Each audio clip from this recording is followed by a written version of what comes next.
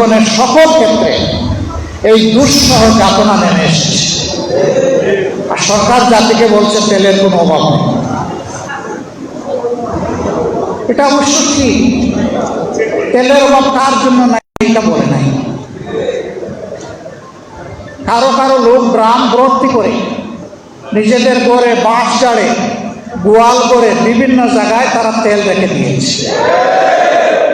পাম্পে তেল পাওয়া যায় না, লেখা আছে তেল নাই বন্ধ, কিন্তু ওখানে গেলে তেল পাওয়া যায়। 120 টাকা দামের তেল ওখানে গেলে 300 টাকায় পাওয়া যায়। এইভাবে জ্বালানির পর পাওয়ার নির্ভরশীল। শুধু গাড়ির চাকা চলে না, শুধু ফ্যান ঘুরে না, শুধু বাতি চলে না, এই জ্বালানিতে সমাজের চাকা চলে, মিল ফ্যাক্টরি ইন্ডাস্ট্রির চাকা চলে, পাবলিক ট্রান্সপোর্ট চলে। এটা লজ্জার ব্যাপার। সরকার কেন সবাইকে নিয়ে কুলামনে বসছে না? বাস্তব অবস্থা কেন তুলে ধরছে না? আমরা সবাই এই সংকট নিরসনের অংশীদার হতে চাই। আমরা তো সংকট তৈরি করতে চাই না, কিন্তু কি জানি শুধু একটা লুকোচুরি সব ব্যাপারে আমরা লক্ষ্য করি, কি একটা অস্পষ্টতা। আমরা সরকারকে আহ্বান জানাবো এটা থেকে বের হয়ে আসে। আপনারাই বলছেন সবাই মিলে বাংলাদেশ, সবার আগে বাংলাদেশ, মিলে মিলে বাংলাদেশ। তো কোথায় সবাই মিলে বাংলাদেশ? তা তো আমরা দেখতে পাচ্ছি না। ইতিমধ্যেই সবাই মিলে বাংলাদেশ চ্যাপ্টার আউট হয়ে যাচ্ছে। আপনারা দেখেছেন একটা নির্বাচিত সরকার প্রতিষ্ঠিত হওয়ার পরে ইন্টারিম গভর্নমেন্ট বা তার আগেও এইরকম প্রশাসকের ছড়াছড়ি ছিল। এখন সব জায়গায় প্রশাসক বসিয়ে দেওয়া হচ্ছে। সিটি কর্পোরেশন, মিউনিসিপ্যালিটি, উপজেলা পরিষদ, জেলা পরিষদ, পর্যায়ক্রমে আরও নিচে যাবেন কিনা উই ডোন্ট নো। সবাই মিলে বাংলাদেশ এতগুলা প্রশাসক নিয়োগ করলেন। এমনিই তো এটা হওয়া উচিত নয়, এমনিই সাংবিধানিক কারণে এটা বেআইনি। সংবিধানে লেখা আছে বাংলাদেশের সকল স্তরের স্থানীয় সরকারে শুধুমাত্র নির্বাচিত জনপ্রতিনিধিরাই দায়িত্ব পালন করবেন। আপনারা সব জায়গায় বসিয়ে দিচ্ছেন প্রশাসন, সব দলের লোক। কেউ কেউ জাতীয় সংসদ নির্বাচনে অংশগ্রহণ করেছেন, এখানে তারা সফল হননি, জনগণের ম্যান্ডেট পেতে সমর্থন পাননি। এখন তাদেরকে আরো বড় বড় জায়গায় বসাই দেওয়া হচ্ছে। আশ্চর্য। আপনারা বলেন সার্বভৌমত্ব জনগণের, এদেশের মালিক জনগণ, তো কোথায়? জনগণকে আপনারা তো গুরুত্ব দিচ্ছেন না। এই জনগণই তো 12 তারিখ ফেব্রুয়ারি মাসের 2টা ভোট দিয়েছিল, একটা জাতীয় সংসদে আর একটা গণভোটে হা। আপনারা ভিতরে ভিতরে না ছিলেন, কিন্তু প্রকাশ্যে আপনারাও হা বলেছেন। আপনারা এখন বলছেন জনগণ 51% আপনাদেরকে ভোট দিয়েছে। তো ওখানে যে জনগণ 70% ভোট দিয়েছে, 51 বড় না 68 বড়? আপনি 68 ভাগ জনগণের মতামতকে উপেক্ষা করছেন আর 51 ভাগের কথা বলছেন। এর নাম গণতন্ত্র? ওনারা বলছেন সংবিধানে গণভোট নাই। আমাদের প্রশ্ন, এই দলটির জন্ম যার হাতে, তার হাতেই প্রথম বাংলাদেশে গণভোট অনুষ্ঠিত হয়েছিল। তখন কি সংবিধানে সেই গণভোটের প্রভিশন ছিল? তখন যদি এটা জায়েজ হয়ে থাকে, এখন না জায়েজ হয় কিভাবে? জনগণের প্রয়োজন। গণভোট হচ্ছে কনস্টিটিউশনের উপরেও সুপ্রিম অথরিটি। জনগণের সুপ্রিম অভিপ্রায় হচ্ছে চূড়ান্ত সংবিধান। সম্মানিত বন্ধুগণ, তারপরে এরশাদ সাহেব একটা করেছেন, ওইটা নিয়ে কথা বলছি। এরপরে করেছেন বেগম খালেদা জিয়া। তো সেই 3টা গণভোট বাংলাদেশে তার ফল বাস্তবায়িত হয়েছে। 4র্থ গণভোট, যেখানে এসে বিভিন্ন দল ছিল, মত ছিল, সবাই মিলে একমত। শুধু তাই না, সবার আগে বিএনপির প্রতিনিধি বলেছেন সংস্কারের প্রস্তাবগুলো আইনগতভাবে বাস্তবায়ন করতে হলে গণভোটের প্রস্তাব দিলেন গণভোটের। আমরা ইলেকশনের দিন পর্যন্ত সবাই এক ছিলাম। এরপরে যখন দেখলেন যে আপনারা যেভাবেই হোক, যে মেকানিজমেই হোক, আপনারা 2/3 বেশি হয়ে গেছেন, তখন রাতারাতি আপনাদের মত বদলে গেল। আমরা তো আমাদের জায়গায় আছি।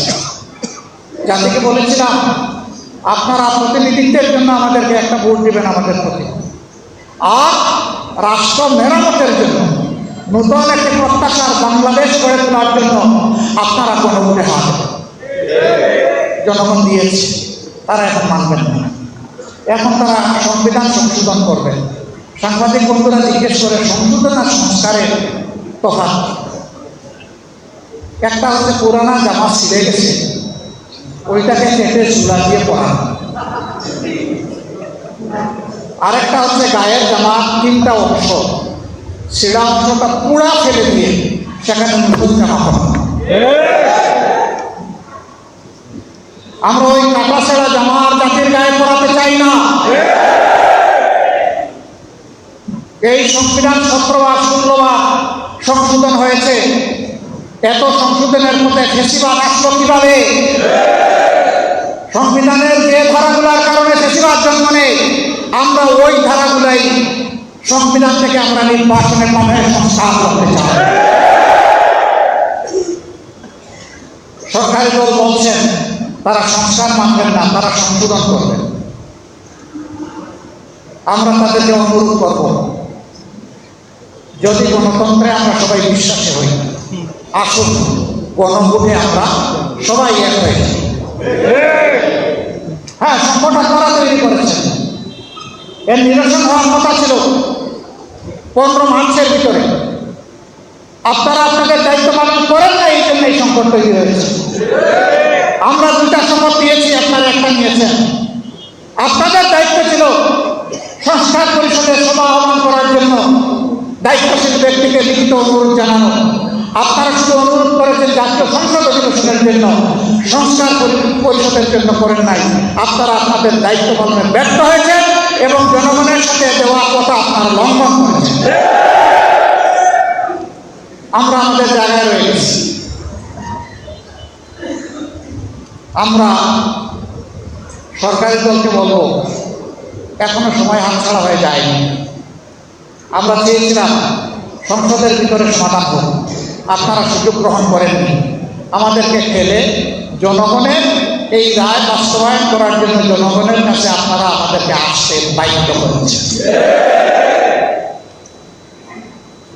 যেই জনগণ খালি হাতে সশস্ত্র দুর্বৃত্তদেরকে মোকাবেলা করে 5 আগস্ট পরিবর্তন এনেছিল, সেই জনগণের মৃত্যু হয় না।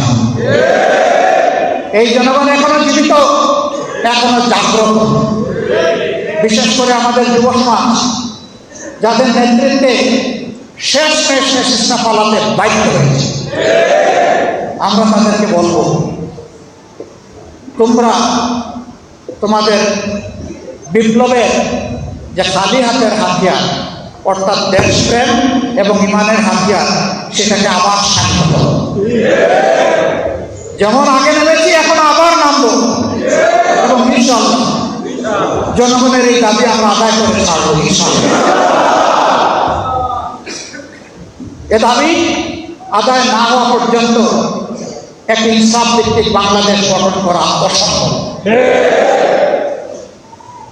ফেসিবাদ একটা রোগ, নির্দিষ্ট রোগী মারা গেলেও ফেসিবাদ মারা গেছে এটা বলতে পারবেন না।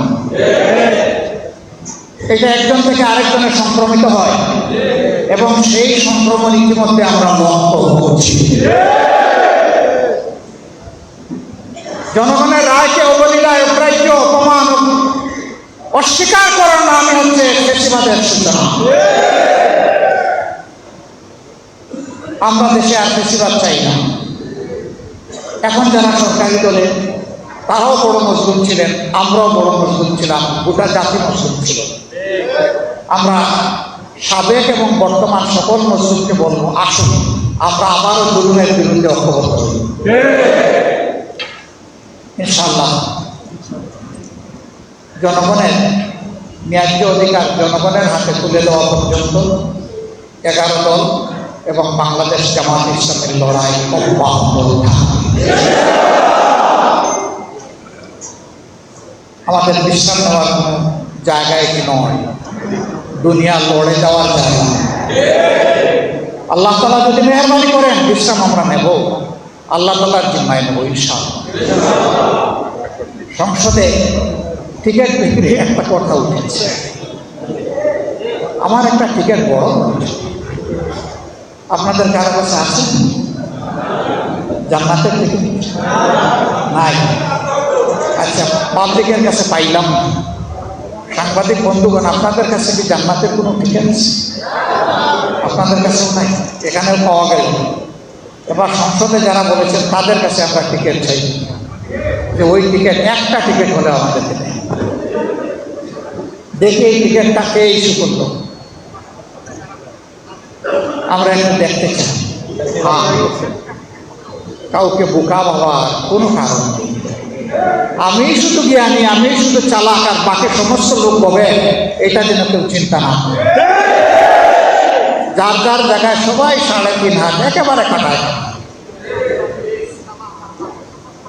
এখন মিডিয়ায় ভাসছে কারা কারা জান্নাতের টিকিট বিক্রি করেছে। সংসদে দেখেছেন আমরা বলেছি এই সংবিধানের সংস্কার চাই, কখনো বলিনি যে এই সংবিধানকে ছুঁড়ে ফেলে দিতে চাই, আমরা কখনো বলিনি। কিন্তু আমাদের নামে মিথ্যা অভিযুক্ত হলো আমরা নাকি বলেছি। হ্যাঁ, সব ফায়ার আপনি যাকে টার্গেট করেছেন তার বুকে নাও পড়তে পারে, অনেক সময় ব্যাক ফায়ার এটি ব্যাক ফায়ার করেছে, করে নাই? আমি সম্মান রেখে বলতে চাই, এই সংবিধানের দোহাই দিয়ে যে অপশাসন, যে দুঃশাসন, যে বেশিরভাগ কায়েম হয়েছে, এর বিরুদ্ধে ফুঁসে উঠতে গিয়ে সর্বপ্রথম বিএনপি নেতা, সিনিয়র নেতা, তিনি ছিলেন স্থায়ী কমিটির সদস্য, সাবেক মন্ত্রী জনাব এম.কে. আনোয়ার এই কথাটা জাতীয় প্রেস ক্লাবে বলেছিলেন। তিনি বলেছিলেন এই সরকার, ফ্যাসিবাদী সরকার পরিবর্তন হলে এই সংবিধানকে আমরা ডাস্টবিনে ছুড়ে দেব।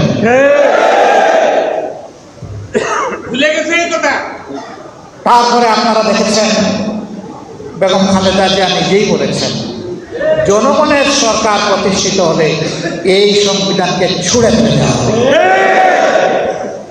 সংসদে এই কথা বলে দিদি আমাদেরকে লজ্জা দিতে চেয়েছিলেন, তিনি বুঝেন নাই জনগণ জাগ্রত এবং ব্যাখ্যায় আনতে। তিনি নিজেও কিন্তু এই কথাটা বলেছেন, আমরা তো বলিনি। এগুলা দিয়ে জনগণকে বিভ্রান্ত করা যাবে না। আমরা কথা বলি দায় এবং দরদ দিয়ে, আমরা কথা বলি দেশপ্রেম। আমরা দায়িত্বহীন কথা বলা পছন্দ করি না, তারপরে আমরা মানুষ। বন্ধুটি আমাদের হয়ে গেলে আমরা প্রকাশ্যে ক্ষমা চাই, এটা তো আমরা সংকুণ্ঠিত হই না। সম্মানিত বন্ধুগণ, আমি মহান আল্লাহর দরবারে তৌফিক চাই, ন্যায্যতার ভিত্তিতে, ন্যায়ের উপর, সত্যের উপর, ইমানের উপর, দেশপ্রেমের উপর, জনগণের অধিকার আদায়ের রাস্তার উপর আল্লাহ যেন আমাদেরকে অটল থাকা করুন। আমরা আগেও অন্যায়ের সাথে কোনো কম্প্রোমাইজ করি নাই, এখনো কোনো অন্যায়ের সাথে কম্প্রোমাইজ করব না। সরকার যদি ভালো কাজের উদ্যোগ নেয় সমর্থন দিব, সহযোগিতা করব। সরকার যদি আবারও জনগণের রায়কে খুন করতে চায়, জনগণের অধিকার হরণ করতে চায়, কেড়ে নিতে চায় এবং দুঃশাসন চালাতে চায়, অতীতে যেমন কষ্ট করে লড়াই করে গিয়েছি এবং তার একটা পরিণতি এবং ফল আমরা পেয়েছি, আগামীতেও এই লড়াই আবার নতুন করে শুরু হয়ে যাবে। আমরা ওটা চাই না। বিশ্ব পরিস্থিতি টলায়মান, এই সময় সবাই মিলে দেশ গড়া দরকার। সেই সদিচ্ছা নিয়ে সরকার এগিয়ে আসছে, ওয়েলকাম, স্বাগত। আমরা তার অপেক্ষায় থাকলাম। গণভোটকে অগ্রাহ্য অমান্য করার কারণে আর জ্বালানির বাজারে বিশৃঙ্খলার প্রতিবাদে আগামীকাল ইনশাআল্লাহ ঢাকায় আমাদের আন্দোলনের প্রথম কর্মসূচি বাস্তবায়ন হবে। আমাদের কর্মসূচি হবে নিয়মতান্ত্রিক, আমাদের কর্মসূচি হবে ইস্পাতপথী। আমরা ভায়োলেন্সে বিশ্বাস করি না, কিন্তু আমাদের বিরুদ্ধে কেউ ভায়োলেন্স করতে আসলে আমরা ইস্পাতের মতো হয়ে যাব। দেশবাসীকে আমরা আহ্বান জানাবো, যতদিন আপনারা দেখবেন যে আপনাদের জন্য, আপনাদের অধিকারের জন্য আমরা লড়াই করছি, আমাদের জন্য দোয়া করবেন, আমাদেরকে ভালোবাসবেন, আমাদেরকে সমর্থন দিবেন। এবং যেহেতু দাবিগুলো জনগণের, সেই কারণে আমরা আপনাদের সাথে একাকার হয়ে, আমাদের সাথে না, আপনারাই বৃহত্তর জনগোষ্ঠী, আপনাদের সাথে একাকার হয়ে আমরা লড়াই করে দাবি আদায় করব ইনশাআল্লাহ। সাংবাদিক বন্ধুগণকে আমরা আন্তরিক ধন্যবাদ জ্ঞাপন করছি।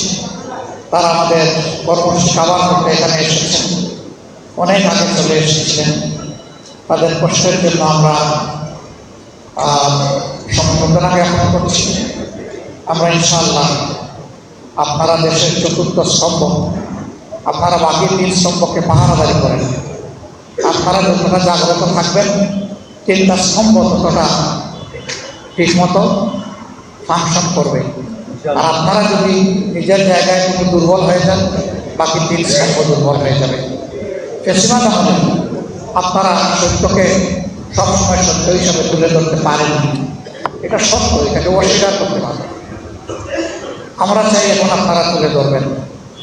তবে হ্যাঁ, এখনো আমরা কিছু কিছু কথা শুনি যে আমরা তো চাই, কিন্তু ওই কিন্তুটার অস্তিত্ব আর দেখতেছি। আমরা চাই বিচার বিভাগ স্বাধীন, আমরা চাই সাংবাদিক জগৎ স্বাধীন, আমরা চাই দুর্নীতি দমন কমিশন স্বাধীন, আমরা চাই মানবাধিকার কমিশন স্বাধীন। আমরা এই 4টা জায়গায় আর কোনো পরাজিততা দেখতে চাই না। কিন্তু আমরা আশঙ্কা করছি এই 4 জায়গায় আবার পরাধীনতা মুকুট করিয়ে দেওয়ার চেষ্টা করা হবে। এই চলমান সংসদে আপনারা জাগ্রত থাকবেন, প্রতিবাদ করবেন, আওয়াজ তুলবেন, অধিকার কেড়ে নেওয়ার বিরুদ্ধে সবাই মিলে লড়াই করবেন। সবাইকে ধন্যবাদ। আসসালামু আলাইকুম ওয়া রাহমাতুল্লাহ।